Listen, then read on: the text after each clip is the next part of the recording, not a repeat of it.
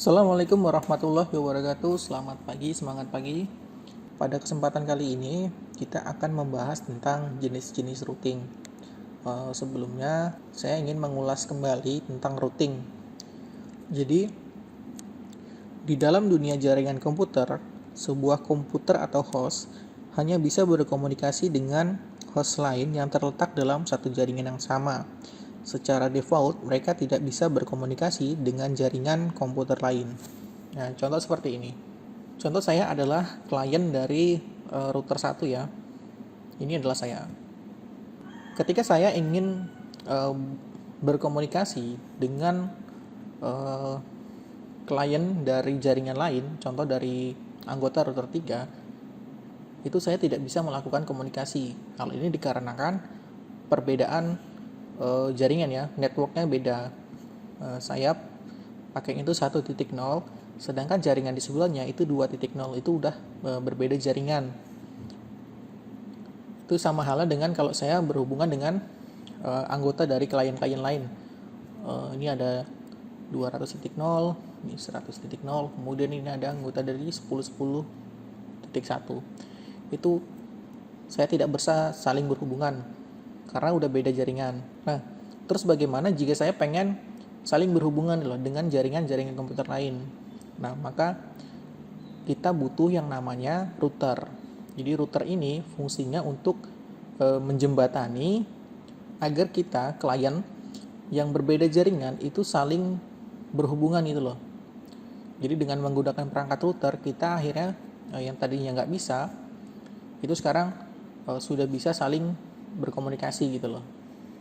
Nah, itu tadi fungsi router sebagai penghubung jaringan ya. Kemudian router juga itu memiliki fungsi lain, yaitu untuk mencari jalur terbaik atau mencari rute agar paket kita itu sampai di tujuan. Contoh seperti ini. Ketika saya dari anggota klien router 1 ingin mengirimkan sebuah paket untuk klien dari router 5. Contoh seperti ini ya.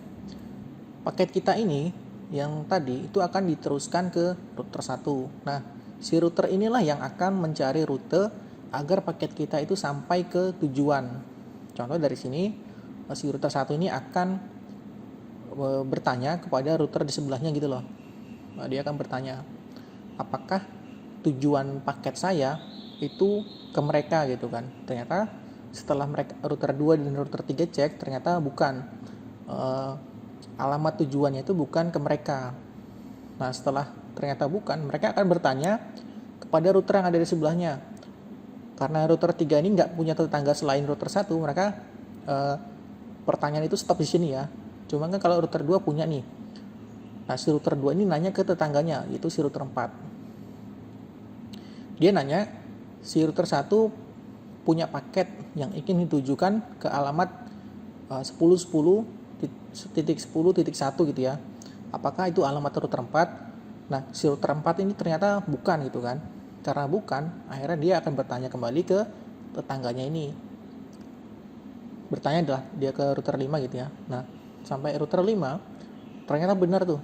Alamat yang dituju itu adalah anggota klien dari router 5. Karena sudah ditemukan alamatnya, maka paket akan diteruskan sampai ke si klien tujuan. Contoh seperti itu. Jadi si router, fungsi lain si router adalah untuk mencari jalur terbaik gitu loh.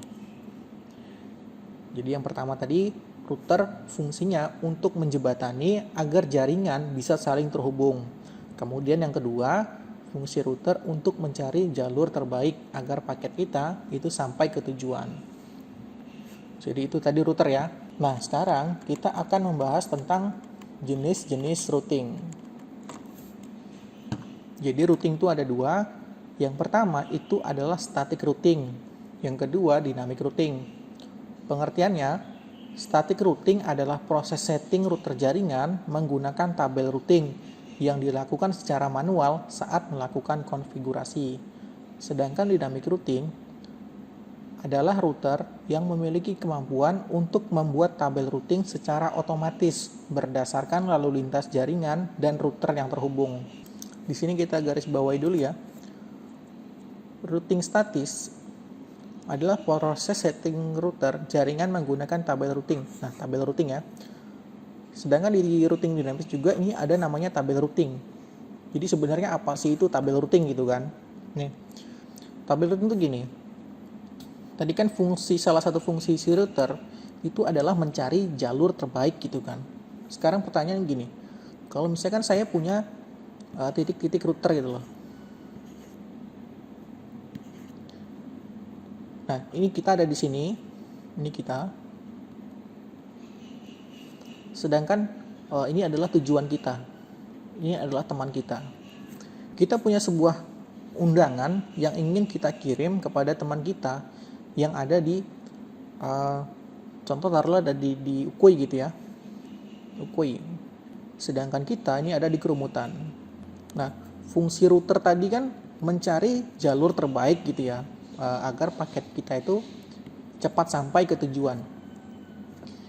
Pertanyaannya, gimana cara kita bisa sampai ke tujuan sedangkan kita nggak tahu kemana arahnya gitu loh.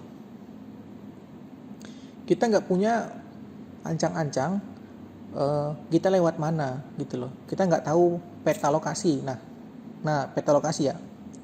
Kita nggak tahu peta untuk menuju tujuan kita, teman kita itu loh, kita nggak tahu. Nah, maka kan kalau kayak gini, kita butuh namanya peta atau sebuah map gitu ya, supaya kita bisa tahu rute mana yang bisa kita lewati.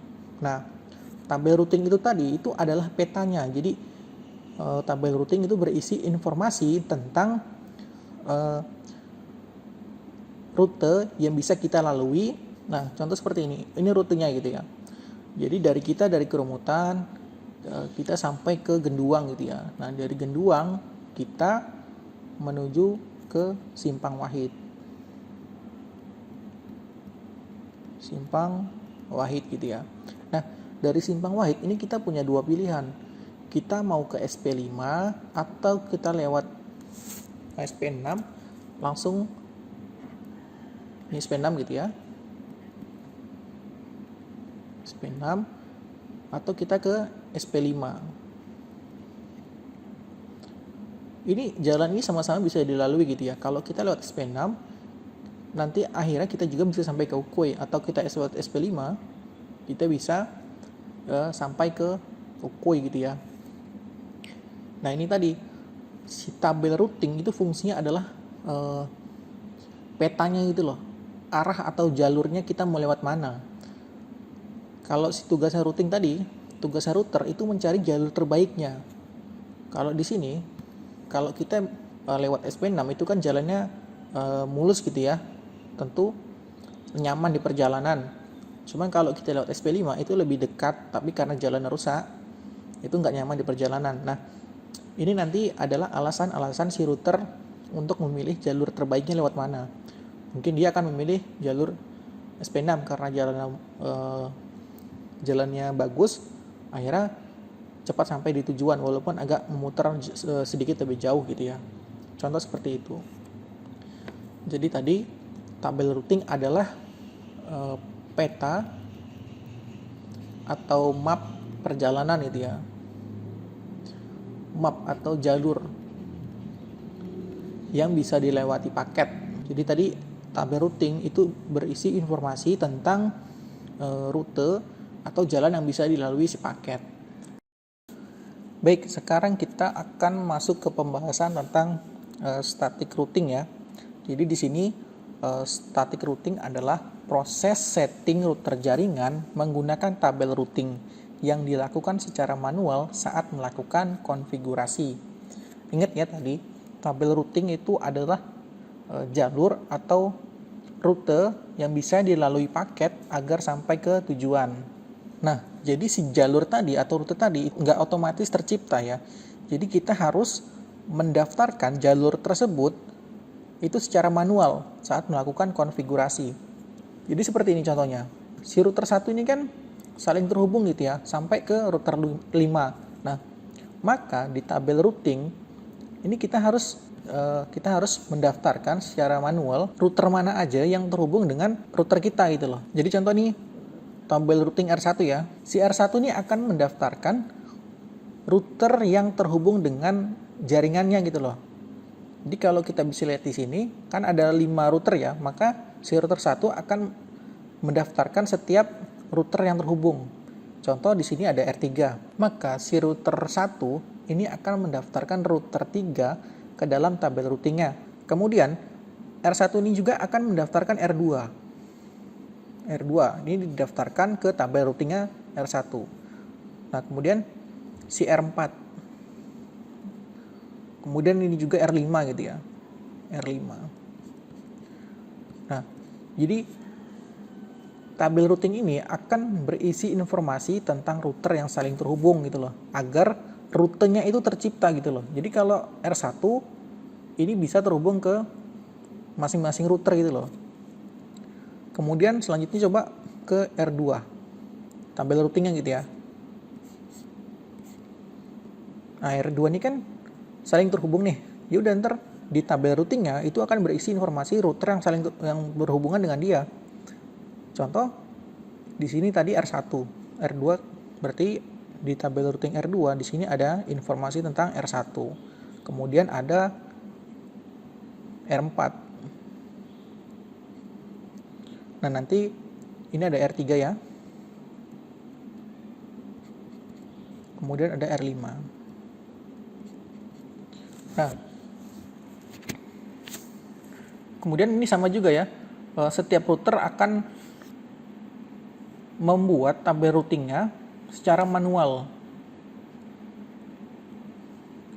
Nah, inilah kelemahan dari routing statis. Jadi semakin banyak router yang terhubung, maka kita harus melakukan konfigurasi pendaftaran tabel routingnya itu secara manual.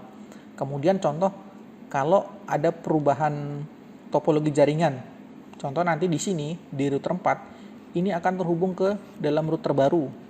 Nah, kalau ada perubahan kayak gini, otomatis kita itu harus otomatis kita tuh harus melakukan konfigurasi ulang gitu loh.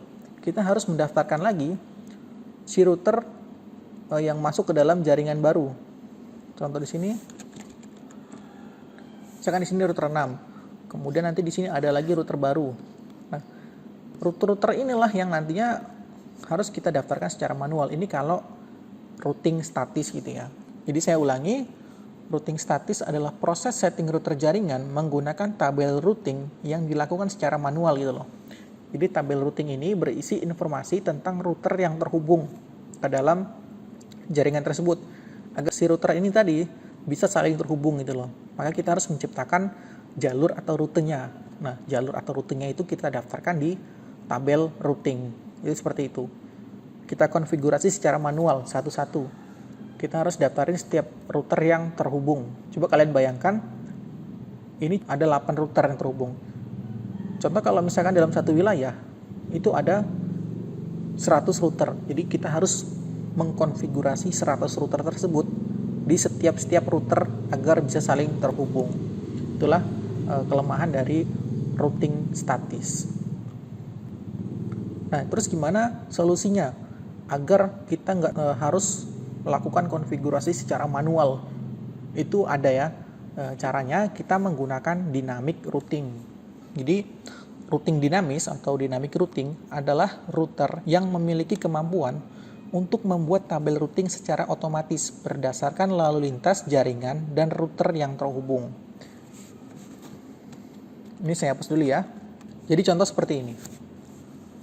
Kalau tadi di routing statis kita harus mendaftarkan setiap router yang terhubung ke dalam tabel routing ya. Nah, kalau di routing dinamis itu nggak perlu. Yang perlu kita lakukan hanya mendaftarkan router yang ada di sebelahnya aja. Jadi kita nggak perlu mendaftarkan sampai router 5, itu nggak perlu. Jadi kita cukup mendaftarkan router yang saling terhubung. Contoh kalau di R1, ini kita hanya perlu mendaftarkan R3, kemudian R2. Udah cukup. Kita hanya perlu mendaftarkan router yang langsung terhubung dengan router kita. Ini routing dinamis ya. Contoh kalau di sini R1 hanya perlu mendaftarkan router 1 dan router 2. R3 ini hanya perlu mendaftarkan router 1. Sedangkan R2 ini hanya perlu mendaftarkan router 1 dan router 4. Gitu juga router 4 ya, hanya perlu mendaftarkan router 2 dan router 5. router 5 itu hanya perlu mendaftarkan router 4. Jadi kalau sebelumnya kan si router 5 ini harus mendaftarkan semua router yang saling terhubung gitu kan. Nah kalau di dynamic routing atau routing dinamis itu nggak perlu. Nah terus gimana caranya si paket ini bisa terkirim gitu loh kalau kita cuma mendaftarkan router yang ada di sebelahnya. Nah ini adalah kelebihan routing dinamis ya. Si routing dinamis ini akan saling bertukar informasi. Contoh seperti ini. Jadi kita dari klien ini gitu kan, kita ingin mengirim paket ke klien dari router 5. Sedangkan di tabel routing R1 itu cuma ada router R3 dan router R2. Dia nggak tahu nih alamat tujuannya kemana. Karena dia nggak tahu, si router R1 nggak tahu, dia tanya ke router sebelahnya, ke R3, ke R2. Gini. Nah, di tabel routing R3 itu nggak ada, dia cuma kenal R1, dia nggak kenal R5. Sedangkan di router R2, dia juga nggak kenal nih sama router R5, dia cuma kenal router R1 dan router R4. Nah, karena dia nggak tahu, dia akan bertanya lagi sama sebelahnya. Nah, dia ini proses saling bertukar informasi gitu ya. Nah, router 4 ini gitu juga, dia kalau nggak tahu, tanya sama sebelahnya. Inilah proses saling bertukar informasinya. Nah, proses nanya ini tadi, ini tuh terekam gitu loh. Jadi, setiap dia nanya ke sebelahnya, maka informasi tersebut itu langsung terekam otomatis nambah di tabel routingnya. Kayak ini tadi, R2 dia udah nanya sampai ke router 5, maka otomatis nanti di tabel routingnya, R5 itu otomatis tertambah informasi tentang R5-nya gitu loh. Itu routing dinamis. Jadi sesuai dengan keterangannya, membuat tabel routing secara otomatis berdasarkan lalu lintas jaringan dan router yang terhubung gitu loh. Jadi si routing dinamis ini secara periodik akan saling bertukar informasi gitu loh. Contoh di sini ada router 6. Nah, si router 6 ini akan dikenalin oleh router 5 ke router-router sebelahnya gitu loh. Contoh si R4. Ini ada R7. Nah, R7 ini akan dikenalin sama router di sebelahnya.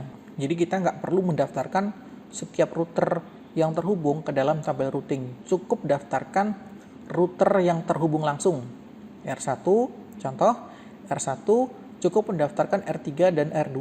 Nah, ketika si router ini saling bertukar informasi, maka secara otomatis, tabel routing R1 akan langsung mendaftarkan informasi terkait router yang terhubung kepada tetangganya tadi. Dia akan otomatis langsung nambah nih ya. Ternyata di sebelah R2 itu kenal R4. Nah, R4 itu kenal R6. Nah, ini akan otomatis terisi tabel routingnya. Nah, jadi seperti itu ya. Perbedaan routing statis dan routing dinamis.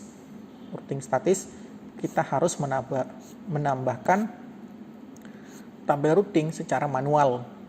Setiap router yang terhubung itu harus kita daftarkan di tabel routing. Sedangkan dynamic routing itu nggak perlu. Kita cukup mendaftarkan router yang ada di sebelahnya aja.